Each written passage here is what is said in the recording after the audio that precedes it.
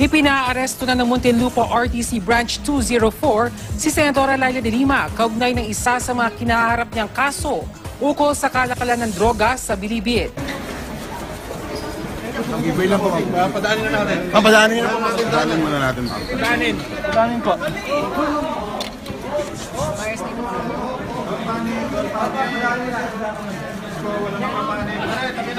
Okay.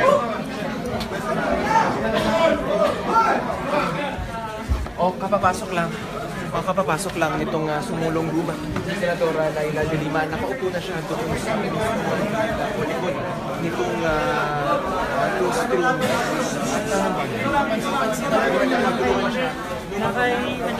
Senator Laila de Lima has now arrived at the Sumulong Zoo for her press conference. Dandahan, ano ba? Sa likod eh. Baba. Para huwag usog. Diyan lang kami sa ano.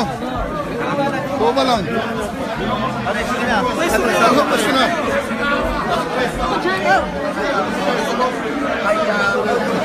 Yun na po, boss. Hindi makapagsigol na.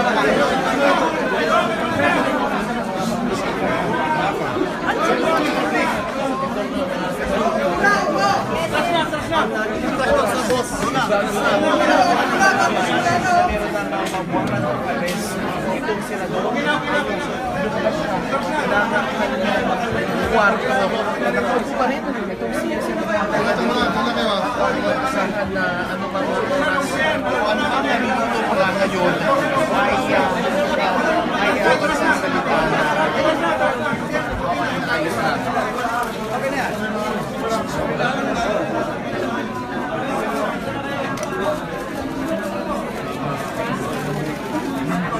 Natin siya nalapitan dahil talagang napakahigpit ng seguridad at talagang nagkakulang may mga nakapakan para ganito may mga sambahan ng kanilang mga sapatos habang pinipilit na makalapit dito kay Senator Laila de Lima. So far, we're seeing all the Liberal Party senators here, Senator Laila de Lima, Senate President Pro Tempore Franklin Liberal Party President at Senador Francis Senator Bamasan are here to support their party mate, Senator de Lima.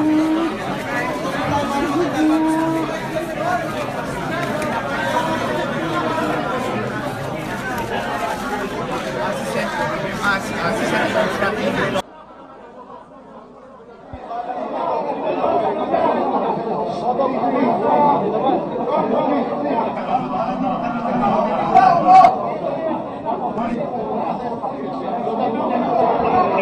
Test, mic.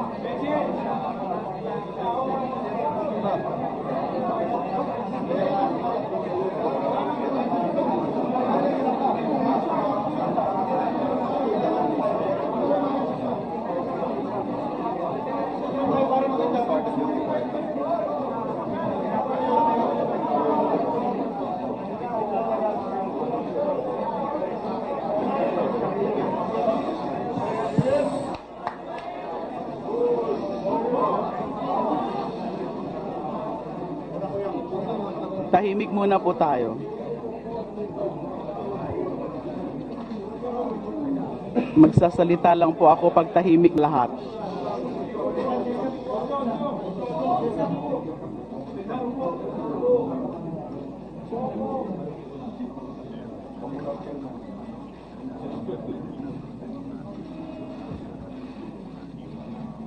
Magandang gabi po sa inyong lahat. Katulad po ng napabalita, may linabas na daw po, o may linabas na order of arrest and corresponding warrant of arrest ang RTC Muntinlupa. Pero sa ngayon po, wala pa ho sa akin siniserve. Bagamat questionable yung pagkaka-issue ng warrant of arrest o ng order of arrest, questionable ho dahil dapat po bukas ay didinggin muna yung inihain ng aming mga abogado na motions to quash doon sa 3 kaso. Sa katunayan, yung prosecution nga po, specifically DOJ, ay nagpa-postpone pa nga, nagpa-reset po nung hearing bukas for March 3. Kaya po, nagulat po kami lahat na biglang in-issue yung order of arrest and warrant of arrest. Katulad po ng nasabi ko na dati, wala po akong balak takasan yung mga kaso ko. Wala po akong balak magtago dahil haharapin ko po ang mga kaso na yan. Since sa ngayon po, at this very moment, 7:20, wala pa naman po nagsuserve ng warrant of arrest sa akin, ninanais ko muna po na umuwi muna para makapiling ko na muna po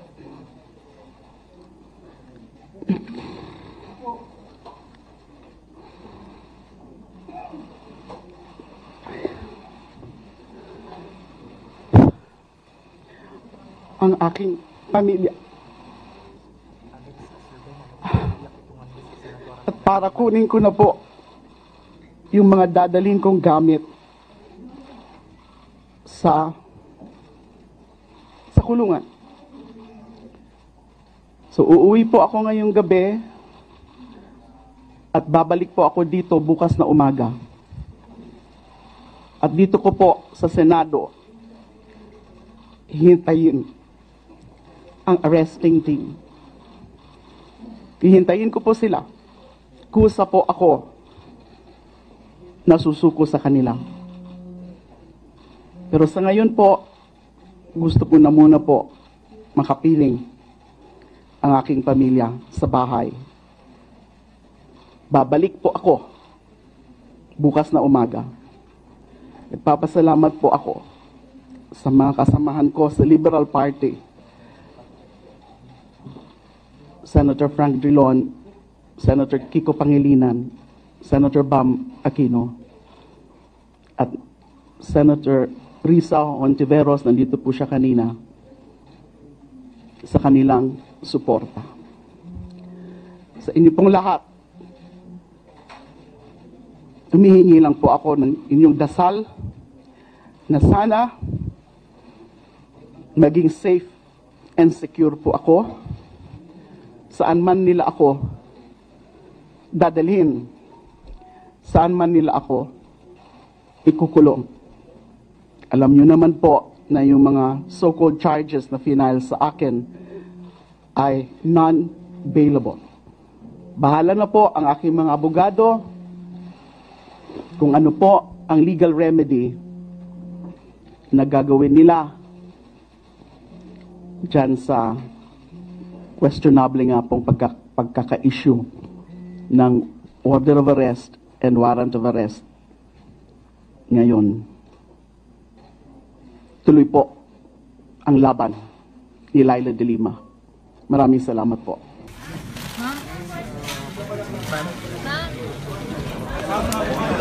Ito na naman tayo. Yaray!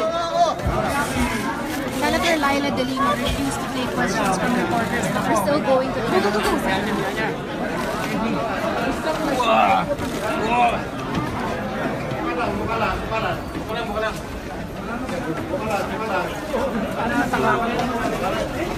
Wala nang tulakan, wala nang tulakan. Wala na, okay na, okay na. Okay lang. Kasi magkabanggahan. Atras. Pare. Padanin. Gilid na. Kuping. Okay. Easy na, easy. Sorry, sir. Sige. Yan na bro, wala na nagtatala. Pwede bang ibaba kagad? I-override mo. Security.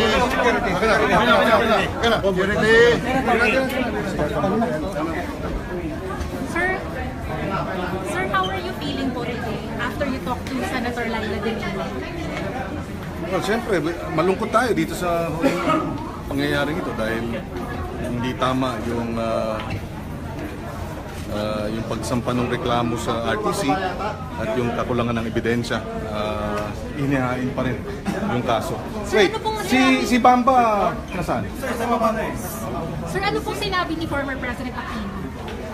Hindi pa kami nagkakausap. Sir, ano pong next stance ng LT to help Senator De Lima? Well, we're bringing her now. And then, Sir, saan niyo po siya dadalhin? sabi niya, uuwi siya. Kasamahan niyo po? Sasamahin po ba, Sasamahan sir? natin, yes. So, Tomorrow, sir, babalik din po ba kayo dito, sir? we will also be with her tomorrow, yes. That was Senator Kiko Pangilinan, the president of the Liberal Party. They're now on the way out to the Senate to go to Senator De Lima's room. Pinto. Yep. Okay.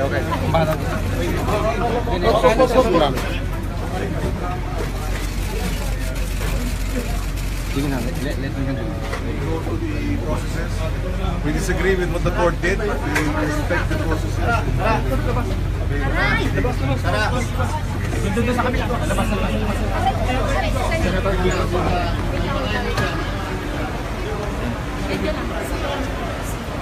Bukas, ma'am. Ma'am, message to your supporters lang.